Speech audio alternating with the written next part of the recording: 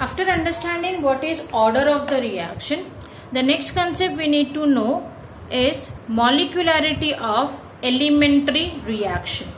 Now in this there are two parts which we have to explain. First, what is elementary reaction, and once we understand elementary reaction we can understand what is molecularity of elementary reaction.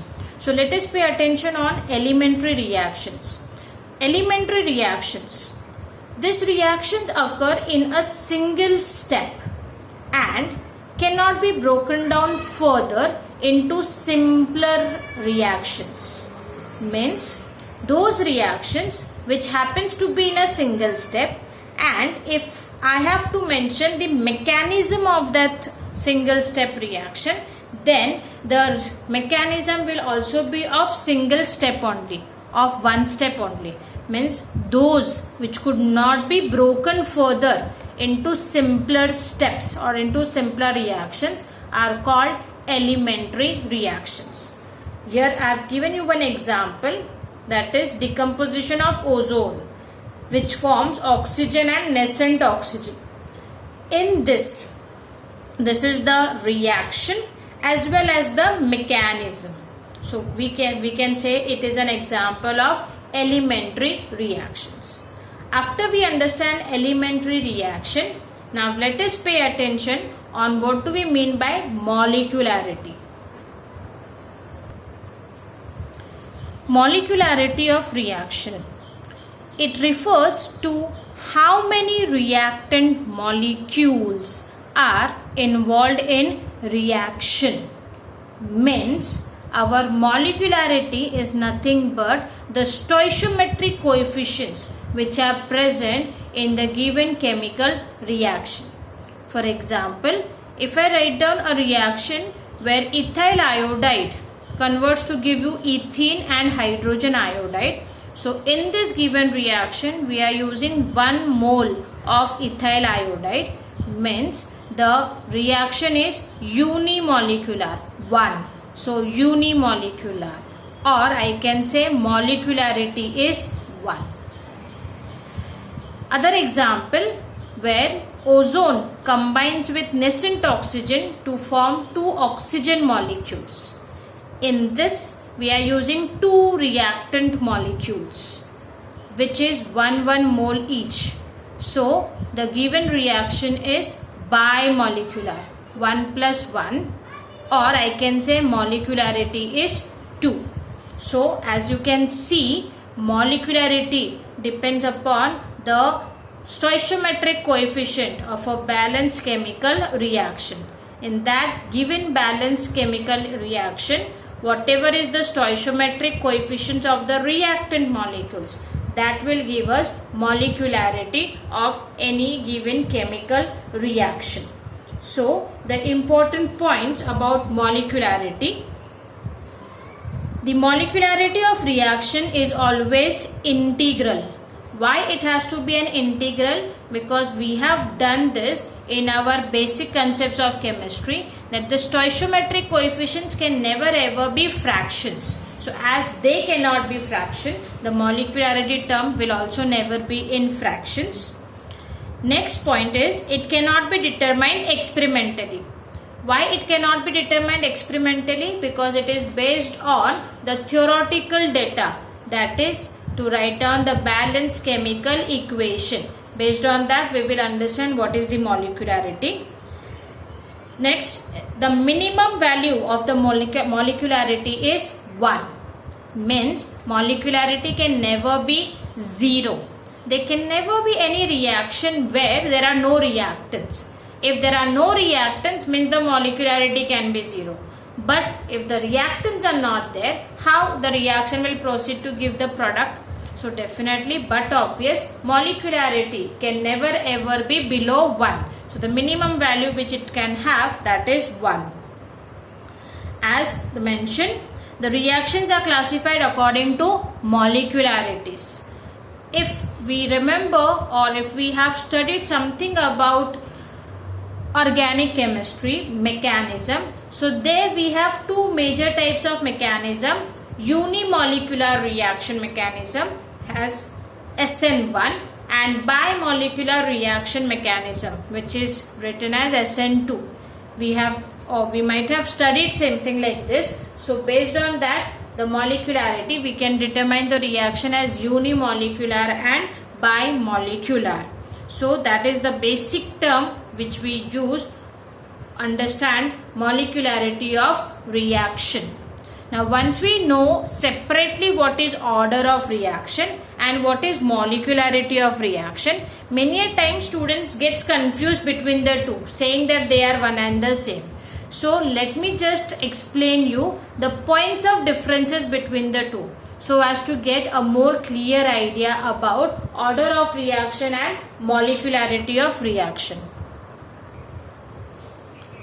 So distinction between order and molecularity of reaction. Order, it is an experimentally determined property. Why it is experimentally determined property? Because it is based on our rate law, which is experimentally determined. Molecularity, it is a theoretical entity. Why it is theoretical entity? Because it is based on the stoichiometric coefficient of a given balanced chemical reaction. Second point of distinction. Order is the sum of powers of the concentration terms of reactants. Those appear in the rate law equation. Whereas molecularity is the number of reactant molecules taking part in an elementary reaction. Means for understanding order, we need to know rate law equation, and for understanding molecularity, we need to know the given balance elementary reactions. Third point of distinction. Order may be integer, fraction or zero. Molecularity is always an integer. So I hope with this point of distinction you have understood the terms order of a reaction and molecularity of reaction. Many a times they ask us order and molecularity both to us to find out. So always remember, molecularity is found for each reaction, that is elementary reaction. Order you can find out with respect to each reactant, or you can also find out overall order of the reaction. So that was the point of distinction between order of reaction and molecularity of reaction. The next concept which we have to see, that is rate determining step, which is also abbreviated as RDS. Yes, you might have recollected that we many a times write down RDS when we mention mechanism of many organic reactions. So let us just see why we write down that RDS on the arrow. For understanding rate determining step, the things we need to know is, first, what do we understand by complex reactions? Reactions taking place in a series of elementary steps are called complex reaction. Elementary steps means one step. So when there are multiple steps taking a place in any given chemical reactions mechanism, then that chemical reaction is called complex reaction. Now, what is meant by mechanism? The sequence of these elementary steps which lead to the formation of products from the reactants is called mechanism of the chemical reaction.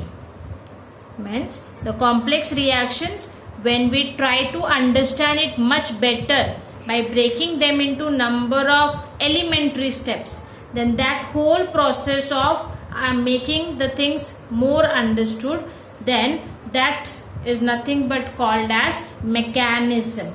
We have done many mechanisms in organic reactions which help us to know the detailing of the chemical reaction. Once we know complex reaction and mechanism concept, let us pay attention on our rate determining step. The slowest step in the reaction mechanism, which involves many steps, is called rate determining step. Means In the given mechanism where we have n numbers of steps taking up place, among those, the one which happens to be in a very slowest speed, that slowest step is called as rate determining step, because among that given steps of the mechanism, the slowest steps help us to find out the rate of the given reaction, and that is why we call it as rate determining step. So once again I tell you, complex reactions are those which happens to be in more than one steps. When we write down those detailed process of the given complex reaction, then that process is nothing but helping us to know the mechanism of the chemical reaction, and in that mechanism, among the steps given, the one which is slowest step is known as rate determining step. After understanding what is rate determining step, the next concept we have to see reaction intermediate. This is also a one concept which we write down especially in a mechanism part. So reaction intermediates, what are they? Some additional species other than reactants and products is produced in the mechanism. Such a species is called a reaction intermediate. So intermediate means in between. They are in between reactants and products which are formed during the course of the mechanism, and those are called reaction intermediates. Now few points about reaction intermediates which we need to know, that is, it appears in the mechanism but does not appear in the overall reaction, because it is neither your starting product nor do it is your ending product. It is in between the two, which is been consumed during the course of reaction only. Intermediates are not stable, so they do not have a specific lifetime. As they are not stable, you cannot isolate them. That is why they are never appearing in your overall reaction. It is always formed in one step of the mechanism and is consumed in the subsequent step. As I mentioned, we consume it during the course of reaction only. Its concentration does not appear in the rate law, because its concentration is usually very small and undetermined. Means the concentration is so small that it is not even a quantitative value, means we cannot determine that, and that is why its concentration is not being expressed in the rate law. So this is what do we understand by the term reaction intermediate. So we have learned the concept order of the reaction, we have learned the concept molecularity of the reaction, we have learned what is reaction intermediate, what is complex reaction, what is rate determining step. Now after understanding this, let us just apply it on one numerical or one question. For that I am going to take a reference of our textbook, page number 136. There is question number 3, sub question 3, where they have given the mechanism of a particular reaction, as mentioned the 2 steps, and they have asked us to find out overall reaction, reaction intermediate, and molecularity of each elementary step. So how to find out that, we will see step by step. First thing is to write down the overall reaction. For writing down the overall reaction, we will write down the 2 steps again as it is, including their states. So NO gas plus chlorine gas gives you NoCl2 gas. Second step, NoCl2 gas plus NO gas gives us 2NoCl gas. Now we have to add the 2 steps so as to get overall reaction. while adding the two steps, we have to make sure that if we have any components which are same but they are on opposite side, so they can be getting cancelled. So in this given reaction, you could see in the first step we have NaCl on the product side, NaCl2, and in the second step we have NaCl2 on the reactant side. So the two things will get cancelled. Then when we write down the overall reaction, NO gas we have 2 times on 2 steps reactant part. So 2 NO gas plus Cl2 gas will form 2 NaCl gas. This will be our overall reaction. After finding out the overall reaction, the next thing they have asked us to find out reaction intermediate. Now reaction intermediate, as I mentioned you, it is there in the reaction mechanism but it is not there in our overall reaction. So you could see the thing which has got missing in the overall reaction is NaCl2. It has been formed in step 1 and it has been consumed in step 2. So this is nothing but our reaction intermediate. So reaction intermediate is NaCl2. The third thing they have asked us to find out is molecularity of each step. So step 1, you could see it has 1 mole of NO gas plus 1 mole of Cl2 gas. So we have 2 reactants, 1 mole each. Means the molecularity of the reaction is 1 plus 1, 2. So I can say the molecularity is 2 or it is bimolecular reaction. The second step we could see where 1 mole of NaCl2 combines with 1 mole of NO gas. So in this again you could see that we have 1 mole each reactant. So the stoichiometric coefficient here it will be 1 plus 1 2. So molecularity of step 2 is 2 or it is also bimolecular. So such a simple thing where there is no calculation, nothing to explain anything. We have to just be particular with respect to the points and stick to the points, you will get the marks. Such a simple question they can ask you for 2 marks or they can also ask you for 3 marks. So for the today's class, what we have done till now, we understood the concept order of reaction. After understanding that, we moved on with molecularity of the reaction. We saw points of differences between the two, how to find out the two.